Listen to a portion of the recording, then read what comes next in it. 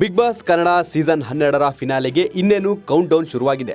ಈಗಾಗಲೇ ಫಿನಾಲೆಗೆ grand entry ಕೊಟ್ಟಿರುವ ಗಿಲ್ಲಿ ಹಾಗೂ ಅಶ್ವಿನಿ ಗೌಡ ಮಧ್ಯೆ ಕಪ್ ಗೆಲ್ಲಲು ಬಿಗ್ ಫೈಟ್ ನಡೀತಿದೆ.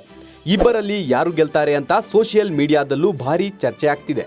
ಇಂಥ ಹೊತ್ತಲ್ಲಿ ಗಿಲ್ಲಿ ನಟ ಹಾಗೂ ಅಶ್ವಿನಿ ಗೌಡ ಮನ ಪರಿವರ್ತನೆ ಆಗಿದೆ. ಕಿತ್ತಾಡಿದ್ದಕ್ಕೆ ಪಶ್ಚಾತ್ತಾಪ ಪಡ್ಕೊಂಡು ಕ್ಷಮೆಯಾಚಿಸಿರುವುದು ಅಭಿಮಾನಿಗಳಿಗೆ ಫುಲ್ ಖುಷಿಯಾಗಿದೆ.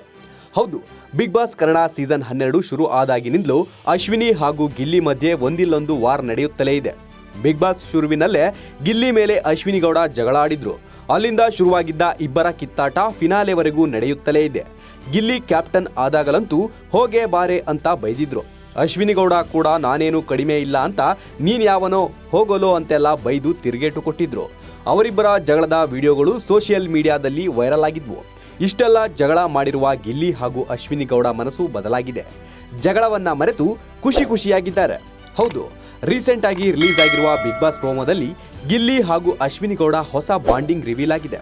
ಮೊದಲಿನಿಂದಲೂ ಹಾವು ಮುಂಗುಸಿಯಂತಿದ್ದ ಗಿಲ್ಲಿ ಅಶ್ವಿನಿ ಈಗ ಒಂದಾಗಿದ್ದಾರೆ. ಒಬ್ಬರಿಗೊಬ್ಬರು ಕ್ಷಮೆ ಕೋರಿದ್ದಾರೆ. ಬಿಗ್ ಬಾಸ್ ಕೊಟ್ಟಿರುವ ಸಣ್ಣ ಚಟುವಟಿಕೆಯಲ್ಲಿ ಇಬ್ಬರು ತಮ್ಮ ಜರ್ನಿನೆಂದು ಪರಸ್ಪರ ಮಾತಾಡಿಕೊಂಡಿದ್ದಾರೆ. ಮೊದಲು ಮಾತಾಡಿದ ಗಿಲ್ಲಿ, ಜಗಳ ಆಡೋ ಭರದಲ್ಲಿ ನಾನು ನಿಮಗೆ ಹೋಗೆ ಬಾರೆ ಅಂತೆಲ್ಲ ನಿಮಗೆ ಮಾತಾಡಬಾರ್ದಿತ್ತು.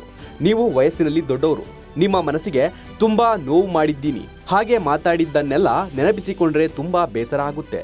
ಹೀಗಾಗಿ ನಾನು ನಿಮ್ಮ ಕ್ಷಮೆ ಕೇಳುತ್ತಿದ್ದೇನೆ ಅಂತ ಗಿಲ್ಲಿ ಹೇಳಿದ್ದಾರೆ. ಇನ್ನು ಗಿಲ್ಲಿ ಮಾತು ಕೇಳಿ ಮುಗುಳ್ನಕ್ಕ ಅಶ್ವಿನಿ ಗೌಡ, ಜೀವನಾನ ನಿಂತರ ತುಂಬಾ ಲೈಟ್ ಆಗಿ ತಗೊಂಡು ಸಖತ್ ಎಂಜಾಯ್ ಮಾಡಬಹುದು. ಎಲ್ಲವನ್ನ ಸೀರಿಯಸ್ ಆಗಿಯೇ ತೆಗೆದುಕೊಳ್ಬೇಕು ಅಂತೇನಿಲ್ಲ. ಈ ವೇದಿಕೆಯಲ್ಲಿ ನಿನಗೆ ಥ್ಯಾಂಕ್ಸ್ ಹೇಳೋಕೆ ಇಷ್ಟಪಡ್ತೀನಿ. ಯಾಕಂದ್ರೆ ನಿನ್ನಿಂದ ಒಂದು ಅದ್ಭುತ ಪಾಠವನ್ನ ಕಲಿತಿದ್ದೇನೆ ಅಂತ ಅಶ್ವಿನಿ ಗೌಡ ಹೇಳಿದ್ದಾರೆ. ಆನಂತರ ಇಬ್ಬರು ಪ್ರೀತಿಯ ಅಪ್ಪುಗೆ ಕೊಟ್ಟು ಪತ್ರವೊಂದನ್ನ ಬೆಂಕಿಗೆ ಹಾಕಿದ್ದು ವಿಡಿಯೋ ನೋಡಿ ಇಬ್ಬರ ಫ್ಯಾನ್ಸ್ ಫುಲ್ ಖುಷಿಯಾಗಿದ್ದಾರೆ. ಇನ್ನು ಪರಸ್ಪರ ಕಿತ್ತಾಡಿಕೊಂಡಿದ್ದ ಗಿಲ್ಲಿ ಹಾಗೂ ಅಶ್ವಿನಿ ಈಗ ಒಂದಾಗಿದ್ದಾರೆ. ಹೀಗಾಗಿ ಯಾರು ವಿನ್ನರ್ ಹಾಗೂ ರನ್ನರ್ ಆಗ್ತಾರೆ ಅನ್ನೋದು ಭಾರಿ ಕುತೂಹಲ ಕೆರಳಿಸಿದೆ. ಗಿಲ್ಲಿನೇ ಗೆಲ್ತಾರಾ ಅಥವಾ ಅಶ್ವಿನಿ ಗೌಡ ವಿನ್ ಆಗ್ತಾರಾ ಅನ್ನೋದು 2-3 ದಿನಗಳಲ್ಲಿ ಗೊತ್ತಾಗಲಿದೆ. Bureau report, Boss TV Kannada. Latest ಹಾಗೂ ಇಂಟ್ರೆಸ್ಟಿಂಗ್ ಸುದ್ದಿಗಳಿಗಾಗಿ ಬಾಸ್ ಟಿವಿ ಕನ್ನಡ ಚಾನೆಲ್ನ ಸಬ್ಸ್ಕ್ರೈಬ್ ಮಾಡಿ. ಹಾಗೆಯೇ ಬೆಲ್ ಐಕಾನ್ ಪ್ರೆಸ್ ಮಾಡಿ. ಇದರ ಜೊತೆಗೆ ಫೇಸ್ಬುಕ್, ಇನ್ಸ್ಟಾಗ್ರಾಮ್, ಎಕ್ಸ್ನಲ್ಲೂ ಮಿಸ್ ಮಾಡದೆ ಫಾಲೋ ಮಾಡಿ.